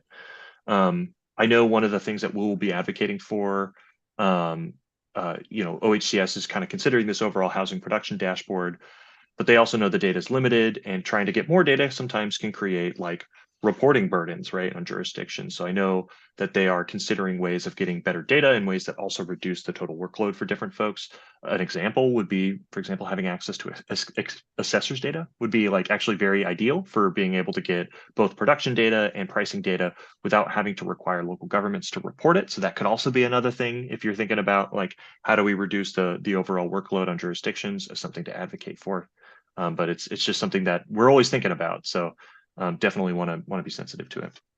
And we tried to weave it as much as possible into the acceleration program explicitly. All right, thank you. Barbara. Thank you. I just remembered my last idea, and it was I heard Sean talk about potential UGB expansions for jurisdictions as one of your housing production target action items that you could use to try to get to your production. How does that work in the Portland metro region, especially in Washington County, where so much of the county is limited based on the I think it was HB, I can't remember the number, but it's the grand bargain. So places like Cornelius, we have no option to grow our urban growth boundary at all. And I believe that Forest Grove is limited, and other jurisdictions may be limited as well. And so we don't have any land to grow onto. It's all rural reserve around us. So we are as if we're landlocked. And so I just wondered if there could be some consideration for, I don't know, changes to the metro rules or changes to state law to allow for some, I know there were some changes to the urban growth boundaries. However, it left those same jurisdictions that are landlocked today as being landlocked. So we can't expand at all like the other jurisdictions can, the 200 acres or whatever for additional housing. So I'm just wondering if there's an opportunity to explore that as well. Yeah, so Barbara, I'm going to start by saying, I think what we discussed was the idea of like as part of the housing acceleration program, one of the things that DLCD can look at is like, well, okay, the city has a requirement, cities have a requirement to do housing capacity analysis. And so one of the things that we can look at is like development ready lands, like are lands available? Maybe a city has access to a lot of lands, but a lot of them are particularly developable because of X, Y, and Z reasons. So maybe like a land exchange is part of that. But really the requirement to evaluate capacity is done through the housing capacity analysis program, which in state law is directed at a responsibility of Metro. This statute does not authorize DLCD to change state law, right? Like flat out, like, and we state this all throughout the document. It's like, we can identify problems, we can identify constraints, we can identify things that are outside of a city's control. For example, if a city is landlocked and they might have rural residential lands around them, that's something that's outside of their control. Absolutely, we can do that any day of the week. We can't change it, right? Like, we are not directed to do things that are outside of our statutory like control or ability to do. And so what we kind of wrote in the rule is like, yes, we can identify these types of problems, but we're not granted this authority to say we're going to undo the grand bargain. That's not something that's on the table for us.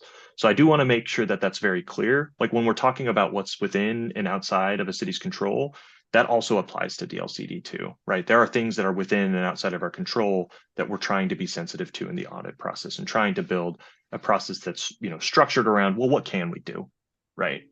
So that's, I just wanted to give that some life and speak to that a little bit.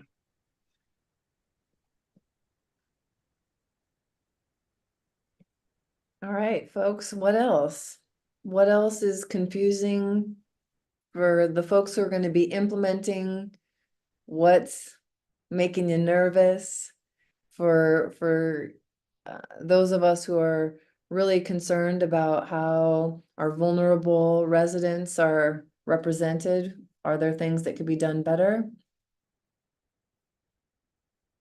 All right, Barb. Sorry, just one more point. What if you have in your housing production strategy something and your elected officials have chosen not to implement it?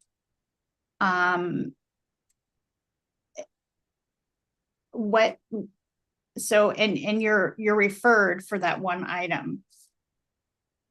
It's a political decision. We have no control over it. So oh yeah, but the city does. That's the barrier. Well, that's not entirely true. We could argue on that case. I'll just say that. Totally. So what I'll mention is this program is explicitly designed to be something that is a response to political, like, trying to take the politic barrier out of the housing like planning equation, or trying to provide a tool against it, right? And so the way it's designed is, let's say there's an action in an HPS that a city council says, we don't want to do that. There will be a referral process. We will evaluate, all right, they didn't adopt this action. What's the housing need? Or is the city taking other actions to address that housing need? And if there isn't anything, right, that city will be required to do an alternative in lieu, right? And so that's where that process goes. So that's how it's structured. The idea of, not addressing the need is actually not on the table. All right, that's going to be some fun times at City Council. Can't wait to tune into that one. Anne. Well, I think everything looks great so far. I don't really have any concerns, but I was thinking about the data and measuring the, OHCS is actually telling us how many affordable housing units have been produced. I mean, you've got Habitat, you've got agencies that aren't receiving state funding. And so I don't know how accurate that is. And also assessors, I mean, not all affordable housing projects get tax exemptions. Actually, very few do. So, even us tracking some of the affordability can be a little challenging. I was just thinking about that just in, it sounds like we'll have an opportunity to provide additional data. It'd be interesting for us to be able to see what OHCS is tracking so we know what we need to try to track. And then we haven't done a housing production strategy yet. I mean, we're doing a housing implementation plan, but if there's any way to make that midterm report really simple, I mean, as much yes, no answers as possible, and relying on data, and then opportunities to explain stuff like, but just so that the format is and expectations are as clear as possible. I mean, this isn't something necessarily belongs in the rules or whatever, but I mean, it would be nice if there was some guidance from DLCD on really how much do you need to do so that we can just be as streamlined as possible. Did we do these strategies? Yes, no, you know, why not, or whatever. And here's our numbers, and so that we're providing that report enough detail that you can make your assessment and determine, but that we aren't spending or getting stressed about how much time it might take for us to actually do that reporting. So Yeah, I'm I'll just thinking add. about all streamlined.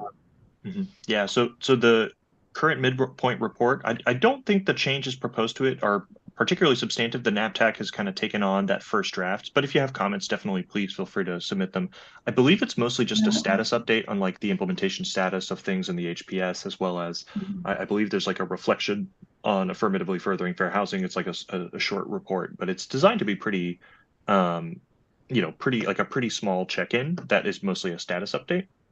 But you know, obviously open to refinements to make sure that it works as intended, right? Doesn't increase significantly burdens, right, in comparison to the original rule, things like that. I will say on the data piece, so yes, the Oregon Affordable Housing Inventory isn't a comprehensive inventory of all affordable housing in the state, but it's also one of the best data sources that exist, and also recognizes like, hey, cities, you know, they were previously required to report affordable housing development, and a lot of them didn't do a very good job because like they don't know how to track it. It's understandable, right? It's like, and so the intent there was to both reduce the workload and provide this a pretty good set of data, but also build in this mechanism that enables a city to say, hey, we have other affordable housing here that OHCS isn't capturing, and enable them the ability to report that if they want to get credit for those units, right? And so that's something that's there. And of course, we are, of course, going to be advocating for data improvements at the end of the process, right? OHCS is thinking about that a lot. And that includes things like capturing affordability of market rate housing, for example. We have no way of capturing that currently, but we could if we had things like assessors data or a rental registry or things like that. And so those are things that are going to be, you know, kind of included in at the final part of the process to say to the legislature, we can implement this better with better data, right? So. Well, we often don't know. I mean, right. Depending on the size of your jurisdiction, the sources of funding. I mean, a lot of times we're just reviewing land use applications and building permits. We're not necessarily involved in any of the affordable housing aspect of it. So we may not even know that, oh, that project had affordable housing. Unless you know to try to figure it out, and we're trying to figure out how do we ensure we're capturing those. I mean, it's just, some things are going to just slip through the cracks, but I think everyone's going to be on a heightened awareness, especially for trying to track specific numbers. And you know, each city will have to figure out how they're going to try to do that. Yeah. So. Right. And I should mention, you know, as flawed as all the data sources that we have here, like definitely the Oregon Affordable Housing Inventory is the best data source for affordable housing in the state of Oregon. They are the folks who track most of the affordable housing that's produced in the state because most funding flows through them. And they even track oftentimes housing that is produced that they don't fund, like Portland's IZ housings, as one example, but they do others too. So again, the mechanisms, they're not perfect, but they're the best that we have. We're going to recommend data improvements, of course, in the future, in consultation with OHCS. So something to be looking for. All right. Thank you. Michael. Well, while you're on data recommendations, I want to put in a plug for including vouchers, whatever the source someday. That would be great to consider here. Man, I wish Brandon was here. Anyway, one way I read the rules is that there's like a few points of potential like prescriptive policy change, and there's the safe harbor definition in the HPS, followed by the best practices in the right before the referral decision, followed by the housing acceleration agreement. And each of those can be interpreted, and then maybe, I guess, followed by an enforcement order. Each of those could be interpreted as like a lens gradually coming into focus, sort of, where like they each need to be compatible with the other, because to Barbara's point, we really don't want like one set of zoning changes to be done and then 3 years later oh, wait, that needs to be a different set of zoning changes. Like it needs to be one very clear action that there can be like a lot of understanding of like, this is the minimum requirement that's going to get us out of the referral in 2 years, whatever. And so I wonder if there are ways to make each of those points talk to each other more in the rule to refer more explicitly to those lists and make sure that they are all the same set of lists, even if they are of increasing specificity. I also, and then related to that as well, the policy commentary in that list of safe harbors in the NAPTAC section of the rule says it's very difficult to know about data, to have data on location, and to come up with rules about the characteristics of buildings. And I guess for future conversation here, I would love to talk about I would echo our colleagues on NAPTAC and the RAC saying characteristics of housing and location of housing are essential to the work of ONA and like a major way that we should be evaluating accessibility and production and choice. And so we just can't not do that at all. So what are the technical solutions that maybe could be found to the extent that there can be some? I think that would be an important conversation. Thanks. Maybe a content for a joint meeting with NAPTAC. It'd be a very good joint, meeting topic. Yeah. And I think just on that point real quick, Michael, it's not that we're not going to be thinking about it. It's very difficult to create a broadly applicable safe harbor. And so each individual jurisdiction and then DLCD, as it's evaluating the sufficiency of an HPS, is going to have to think about it and make some decisions about it. It's just how do you, can you make a rule that's broadly applicable that fits for most, if not all, folks? Yeah, I totally hear that. But like with the acceleration consideration, which has a similar thing, maybe you can say for some cities this and for others not. Yeah.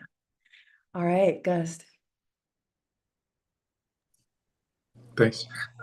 So I'm just thinking back to the ONA and the goals that we've established for the communities that we've that have already done that. And I'm thinking about, and I hope I'm not beating a dead horse, but I'm going back to not meeting those goals and actually not meeting those goals for good reasons, like several that we've talked about today. For me, it's not really acceptable to say, oh, well, that's a good reason. And so therefore, you're not going to meet your goal. Because I feel like there's a lot of communities that will have that. And so, and I'm thinking kind of in the back of my mind, this is directly related to people not having housing, right? So, and I guess an answer to that or solution to that is just maybe allowing for some flexibility in additional flexibility in zoning, but also in some innovative ways to create housing. Like, for instance, I proposed to OHCS in one of our affordable housing projects to let us put in about 15 RV spaces. And then they could, because people would gladly live in an RV versus their car or bridge, right? If they had that ability. So just things like that, to me, can go a long way in meeting that goal, even if it's just temporary. So just some thoughts I have there. Yeah, but I think I get the point, like looking for creative solutions involving different actors. Yeah, I think that's definitely something that I think we want to emphasize in this. Yeah. And also, right, part of the acceleration agreement is what assistance, both in terms of technical assistance and money, can DLCD provide? What mediation or other, sister agency conversations can be had as part of the acceleration agreement to remove other barriers that are not directly in the city's control, but that are preventing the city from doing the thing. And so the idea is, while the acceleration agreement is between DLCD and the jurisdiction, there are other parties who could be brought in through mediation or other conversations that might help remove some of the friction from the process. And I think that's one of the hopes of the process. Anne. Yeah, I'm glad somebody brought up the safe harbors because that was the one area that I was like a little concerned about. I know it's not our tack, but I was just wondering how that is actually going to end up playing out. And I know that we have time because for us to have 50% of our new residential units to be multifamily and 25% to be middle housing, when if our housing capacity analysis shows that we can achieve what, you know, we've got the incomes and the needs at each income level, but there are a variety of housing types that can meet those different needs, and it could be smaller, detached. I just feel like I don't want the city to be forced into having to do half of our housing units in apartment style buildings. I mean, if there isn't a need for that, so I mean, like with the Goal 5 safe harbors, at least, you know, those to me, like a 50-foot buffer from wetlands or 75-foot is like a lot smaller than a safe harbor of having 75% of your units being, you know, or 50% being attached and the middle housing. I'm just a little concerned about that for you know, ability for us to still do the planning and determine what we think our needs are and not having the state tell us what our needs are. Can I direct? And so I think definitely good feedback. My suggestion would be to put it in writing and submit it as public comment, just because, you know, us as the hot tech, like we're not like really doing anything related to that particular safe harbor. And so, you know, like there's not much that we can really act on in this TAC in relationship to that. But I think like the team overall wants to hear that. My suggestion would be to submit that. Yes. I think also I should just note like nothing in the housing acceleration program really relates to housing types. Like we're not going to be referring a jurisdiction because they didn't produce enough XYZ housing type or something like that. It's more about total production, affordable production, that kind of thing. Yeah. Well, okay, I'll submit that concern, and maybe I just need to better understand it with DLCD staff. And I know that this isn't the right forum, but I was just really surprised when the materials came out and I read that and I was like, wow, that's really high, in my opinion. But you know, every city is different, and the needs within each city is different. So yeah, it's always yeah, I think it's definitely true. One of the things that we mentioned is that like everybody wants to talk about NAPTAC, including hot tech, which is funny. But no, thank you for the comments. I appreciate it. And I do think that would help, you know, for us, for DLCD staff, if you have comments on related to NAPTAC, definitely direct those to us. My suggestion would be in writing. Okay, Al, you're going to be our last comment before we pivot to next steps. Okay, thank you. I just wanted to comment on something that's I've kind of realized listening to this conversation is that part of what's going on here really is that the new statute and the rules and this whole process are really setting up an alternative to the original process of having counties and regional governments serve as the coordinating bodies. And I've had a number of cases involving housing where the issue has been, you know, a lack of coordination or inability to coordinate on a regional basis. And the kinds of issues that I've heard coming up here are the kinds of things where this process really sets up something where everybody kind of knows how and when and where that process of coordination takes place. You are really stepping into a gap that the original setup, which had the counties as the coordinating bodies and the regional governments as coordinating bodies, trying to resolve all these kinds of issues. And I've had housing situations where we've had a jurisdiction, for example, say we don't really we have been providing too much affordable housing. It's somebody else's turn, and so, you know, we litigate that issue because they haven't talked to the other jurisdictions. And Land Use Board of Appeals says, yes, under the coordination process, you need to talk to the jurisdictions. There's nobody to put that together. And I really think that this referral process and the way this is all set up is really a positive step in the direction of putting somebody that everybody knows has the ability and capacity to do that, to do that coordination. So it's just kind of a global overview from history that this, I'm starting to see one of the important gaps that this process is filling. That's all I have to say. Well, thank you for that. I would actually add that this might be a topic that we consider diving into, because the way the rules are structured, right? Obviously the process mostly focuses on DLCD and local governments and the things that are within our control. But there's also this broader, less a direct nexus that these other public bodies have into that. And that includes obviously special districts, that includes counties and regional governments, and that includes state agencies, right? And this might be a discussion that we have maybe either in the next meeting or even in the joint meeting, just about this idea of like what the rules articulate is that essentially, like DLCD, we can identify these types of problems. We can say, hey, maybe ODOT needs to come to the table for X, Y, and Z. Hey, maybe Clean Water Services needs to come to the table because there's this issue, things like that. But that's essentially kind of as far as the rule goes. Like we can do the coordination, we can do the mediation, we can set the table. But that's about as far as the rule goes, because it's outside of our statutory authority to be like Clean Water Services, you have to do this, or Clackamas County, in a coordinating function, you have to do this, to get these players to the table or something like that, right? Like that's not explicitly outlined as part of our authority under the Housing Acceleration Program. Same with state agencies too. And so I think a big question. Yeah, so you can bring in DSL. I've been through this before in complex situations where a periodic review team. There used to be something called a periodic review team, and that was where DLCD was able to, say, okay, come on down to the office. We're gonna have everybody here, and we all sat around a table and we sorted things out. That isn't expressed in the rule, but I think that is actually bringing that capacity and focusing it on the housing issue, which is really good. Yeah, and helping us try to structure this to really foster that idea of like let's bring the coordinating entities to the table, and solve problems like collaboratively. That's something we really want this program to do. So far, I think we're at the point where we can identify problems and we can set the table, but much beyond that, that's where we can't tell ODOT you have to do X, Y, and Z, things like that. So that's a tension that I think exists in the rules that I would definitely love to dive into with folks. Yeah.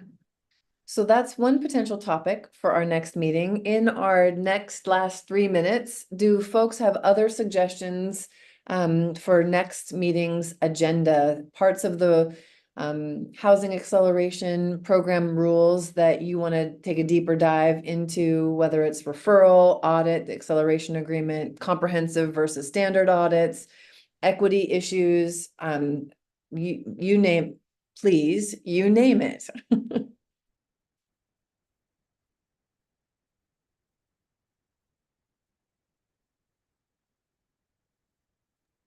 Or are you totally satisfied and we're done? Just kidding. Right, Michael.